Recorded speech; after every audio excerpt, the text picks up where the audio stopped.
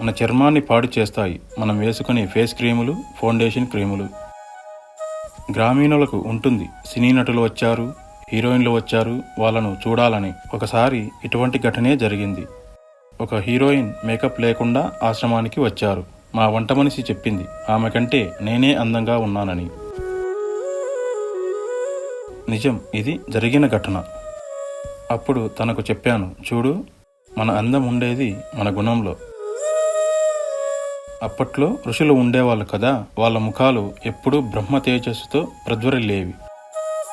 కారణమేంటి? తపస్సు తేజస్సు వాళ్ళ ముఖంలో కనిపించేది. ఎప్పుడూ గాయత్రి మంత్రం పఠించే పురోహితులు ఉంటారు, చాలా దేవాలయాల్లో కనిపిస్తారు.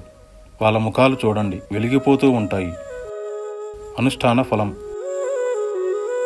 తేజస్సు అంటే ఏంటి? కాంతి. కాంతి మూలం ఏంటి? మీ హృదయంలో ఉండే